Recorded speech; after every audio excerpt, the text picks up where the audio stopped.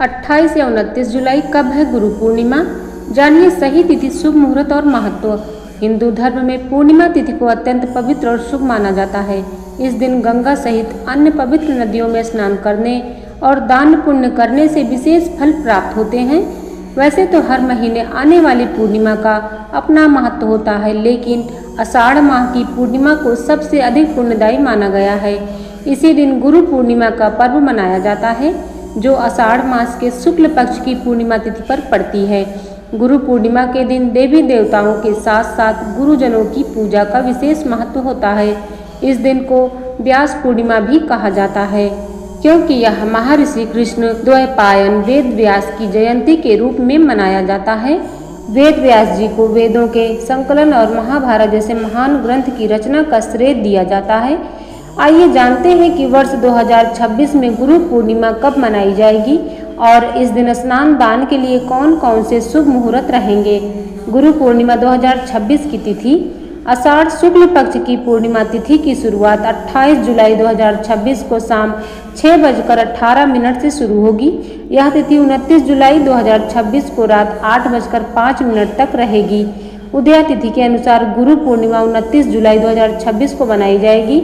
इसे आषाढ़ पूर्णिमा भी कहा जाता है। इसी दिन के बाद से भगवान शिव को समर्पित पावन सावन माह का आरंभ होता है।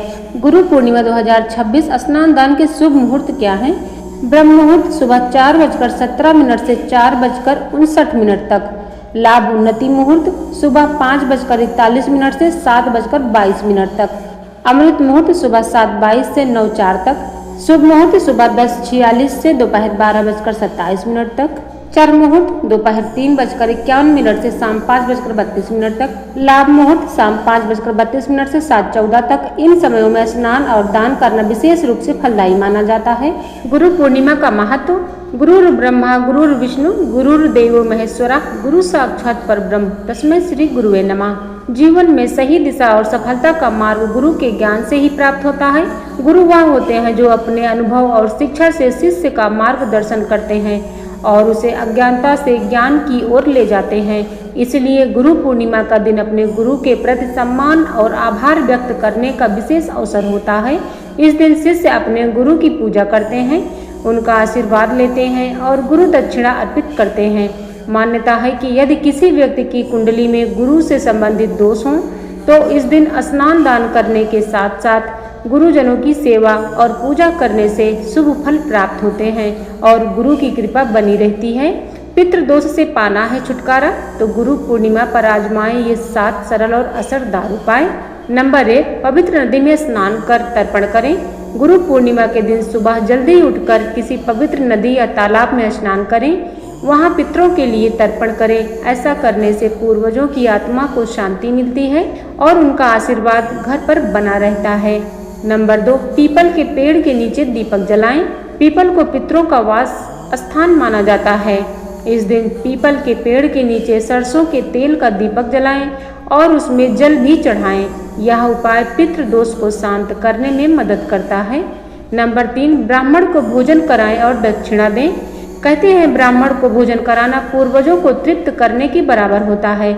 इसलिए इस दिन किसी योग्य ब्राह्मण को ससम्मान बुलाकर भोजन कराएं और यथाशक्ति दक्षिणा दें। इससे घर की नकारात्मक ऊर्जा दूर हो सकती है। नंबर 4, दक्षिण दिशा में 4 मुखी दीपक जलाएं। घर की दक्षिण दिशा को पितरों की दिशा माना गया है।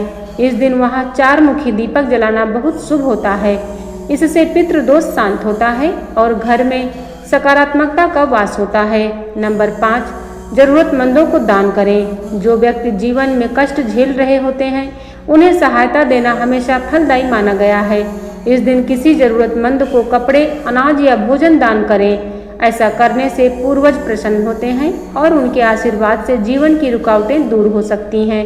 नंबर 6, गाय और कौवे को भोजन कराएं। गाय को रोटी और कौवे को चावल या रसोई का ग्रास देने से पितरों की कृपा बनी रहती है। ऐसा माना जाता है कि कौवा पितरों का प्रतीक होता है और उसके माध्यम से तर्पण या भोजन उन्हें पहुंचता है। नंबर 7, केले के पेड़ की पूजा करें। इस बार गुरु पूर्णिमा गुरुवार को पड़ रही है, जो भगवान विष्णु को समर्पित होता है। इस दिन केले के पेड़ की पूजा करने से भगवान विष्णु की कृपा मिलती है और पितृदोष शांत होता है।